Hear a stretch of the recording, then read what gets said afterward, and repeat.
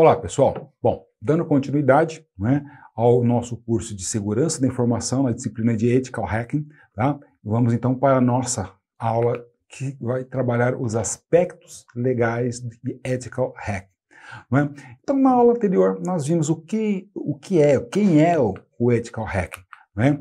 Então, agora, a partir daí, a gente começa a ver qual que é a base legal aonde que nós podemos estar contratando um hacker ético para que ele possa estar trabalhando dentro da organização. Né? Ou seja, lembra que nós comentamos qual a diferença do hacker ético e com o hacker e com o cracker? Tá? O hacker, tá, ou o cracker, né, ele tenta invadir de uma maneira mal intencionada, tá, na empresa. Já o hacker ético, que também é um hacker, tá, qual que é a diferença? Ele vai entrar, ele vai fazer tudo aquilo que um hacker faz, porém com consentimento. Correto? Então, para isso, existem sim alguns aspectos legais que têm que ser levados em consideração, tá, com relação a realmente a esse trabalho, a proteção da informação, tá, que a empresa possui. Né? Então, a gente trabalha em cima disso. Tá? Por exemplo, nós temos lá a Lei 12.787, que ela é de 30 de novembro de 2012. Bom, essa lei, ela justamente trabalha a tipificação criminal de delitos informáticos. Tá? Bom, o que é delito informático? E por que só a partir de 2012 tá, começou a trabalhar com crimes na área de informática? Até isso, existia crime de informática? Sim, tá? Existia. Existia leis? Algumas, mas não específicas para delitos informáticos, desculpem. Não é? Então, a gente começa a ver o quê? Então, até 2012 era o faroeste caboclo, era uma terra sem lei. Mais ou menos, porque você tinha, né, as condições, você sabia que estava infringido, havia roubo, porém, não é? Se as pessoas, não havia como acusá-las por crimes cibernéticos, porque não existia uma lei específica para isso, e não tinha a punição.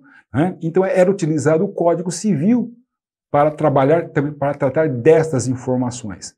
Então a gente começa a ver, tá, que o decreto, tá, 2.848 de 7 de dezembro de 1994, do Código Penal, ele foi acrescido 2 artigos, o 150A, 154A e 154B, justamente, tá, código, ou seja, que vai tipificar, tá, esses delitos informáticos. Né? Bom, a gente vê lá o artigo 154A, ele trata especificamente, tá, da invasão do dispositivo informático. Então, o que diz na lei? Então ele coloca que invadir dispositivo informático alheio, conectado ou não à rede de computadores, tá, mediante violação indevida de mecanismo de segurança e com o fim de obter, adulterar ou destruir dados ou informações sem autorização expressa ou tácita do titular do dispositivo, ou instalar vulnerabilidades para obter vantagem ilícita. Né?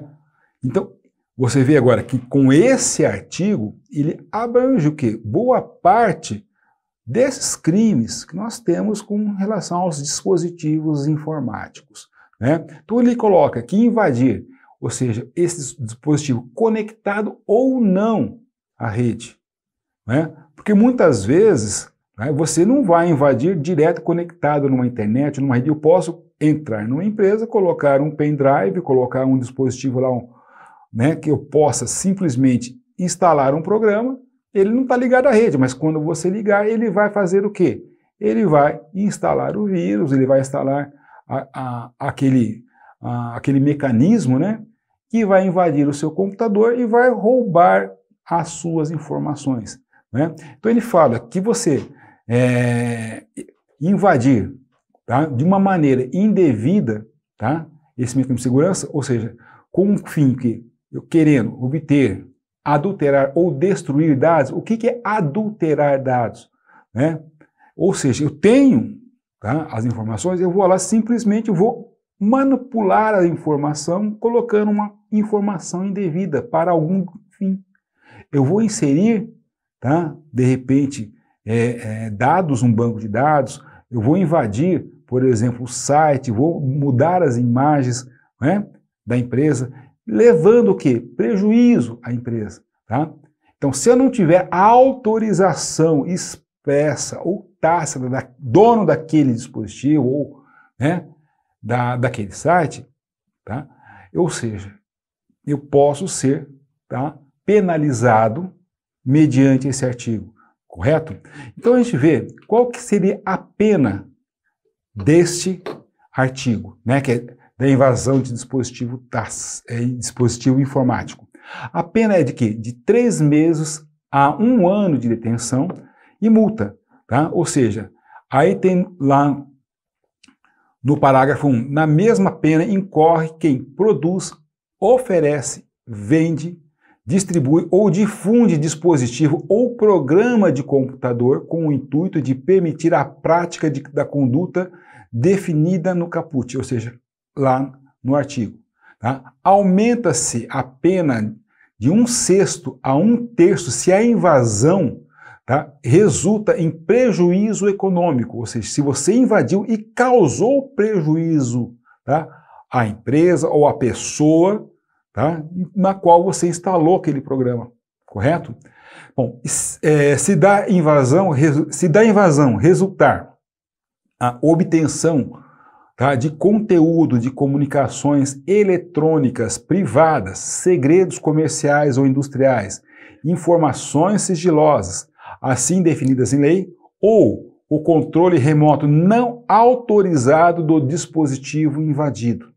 Né? Então, o que era muito comum, as pessoas invadiam e roubavam imagens. É muito comum hoje você hackear o Facebook, você hackear o celular de uma pessoa e roubar os dados, roubar as imagens que estão lá postadas. E a partir daí você começa a fazer o quê? Chantagem, você está cometendo crime. Então isso ele está colocando, por exemplo, como que você está entrando e roubando informações sigilosas. Uma foto é uma informação sigilosa, um segredo comercial. Então hoje, tá, mesmo que seja uma pena, entre aspas, branda, ela é penalizada. A pessoa que infringir, tá, essas normas, hoje ela é possível de ser enquadrada e ela vai para a cadeia, teoricamente, né? Que existe uma lei que trata disso. Bom, a gente vê também que nesse mesmo artigo a pena de reclusão de 6 meses a 2 anos e multa se a conduta não constitui crime mais grave, ou seja, na hipótese, tá? O artigo 4, na hipótese do terceiro artigo, aumenta-se a pena de 1 a 2/3, tá? Se houver divulgação, comercialização ou transmissão a terceiro a qualquer título dos dados ou informações obtidas. Correto? Lá no artigo 3º, se você infringir, roubar uma foto, você pode ter uma pena de 6 meses, de 3 meses a 1 ano. Se eu pegar aquela foto e vender ou distribuir ou divulgar em redes sociais, tá? O que acontece? A tua pena vai de 6 meses a 2 anos, ela dobra, correto? Então, hoje é aquilo que a gente fala, a gente vê muito, né, no nosso dia a dia. As pessoas que invadem os sites, que invadem as contas e simplesmente publicam isso na rede, jogam no WhatsApp, né? E aí você começa a ver o quê? A nossa famosa fake news, a rede de fake news. Né? Aonde que as empresas hoje, devido à lei, tá, ela está fazendo o quê? Sendo obrigada a restringir, por exemplo, tá, quando você está compartilhando dados. Né? Então, antes você compartilhava de uma maneira indefinida. Hoje você tem, tá, limites para fazer isso. Bom, a gente vê também que aumenta-se a pena de 1/3, a metade, se o crime for praticado contra quem? O presidente da República, governador ou prefeito, presidente do Supremo Tribunal Federal, presidente da Câmara de Deputados, do Senado Federal, da Assembleia Legislativa do Estado, da Câmara Legislativa do Distrito Federal ou de Câmara Municipal, ou também a dirigente máximo da administração direta e indireta federal, estadual, municipal ou do Distrito Federal. Né? Então, se tudo isso você está pegando, for praticado contra alguém, né, que está da esfera política, tá, ou legislativa, tá, você tem acrescido ainda a essa pena, tá, metade, né, de um terço até o que foi colocado.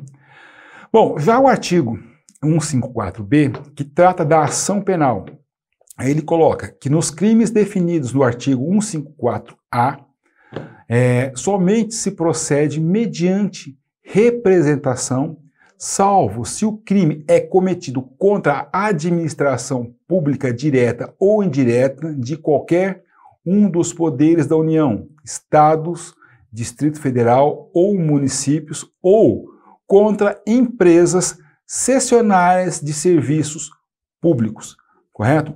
Ou seja, você só pode, tá, exigir isso através de uma ação penal. Eu tenho que entrar com uma ação penal, excetuando-se se for cometido, tá, contra a administração pública direta e indireta, em qualquer um dos níveis que nós vimos no artigo anterior, correto? Então, a gente começa a verificar, tá, que também tem o artigo 3º, tá, dos artigos 266 e 298 desta lei de 2848, que ele trabalhava o quê? Lá ele colocava a interrupção ou perturbação do serviço telegráfico, telefônico, informático, telemático ou de informação de utilidade pública. Aí ele colocava que incorre nessa pena quem interrompe o serviço telemático ou de informação de utilidade pública, ou impede ou dificulta o restabelecimento, né? Ou seja, você vai lá, faz um ataque em que você acaba com os servidores, você derruba os servidores, entra por aí. Então, aplica-se as penas em dobro se o crime é cometido por ocasião de calamidade pública, né? E também, tá, ele coloca a falsificação de documento particular, ou seja, se você utiliza-se então dessa prática para falsificação de cartão, ou seja, dentro do parágrafo único, tá, ele coloca que equipara-se a documento, ou seja, particular, o cartão de crédito ou débito. Ou seja, se você está clonando, tá, cartão de crédito ou débito, então ele entra como um dispositivo, tá, telemático, porque na verdade o que é um cartão de crédito hoje? Você tem lá o chip que ele guarda informações. Então a partir do momento que você está clonando ele, você está roubando informações que através do cartão de crédito você vai ter acesso, tá, à conta corrente do cliente e aí acesso ao banco e assim cometendo um crime, tá, cibernético. Então é aí que a gente tem que estar começando, ou seja, a lei ela está amparada nesses decretos, nesses artigos, tá, justamente para penalizar quem infringe essas leis, né? Em outros países, as penas são mais pesadas do que são aqui no Brasil, né? Então, por isso que hoje o Brasil ele está entre uns maiores, tá, né, no ranking de hackers do mundo. Se eu não me engano, ele só perde para os russos e para os chineses, mas está lá pau a pau com eles, né? Então, a gente começa a ver por que a pena aqui no Brasil, para quem comete esse tipo de crime, não é? Ela é branda, porque ainda se for réu primário, tem atenuantes. Mas essas leis, elas existem. E se forem cumpridas, é onde nós temos que nos regular para que o profissional, tá, o hacker ético, possa trabalhar com segurança. Ok, pessoal? Até a próxima aula.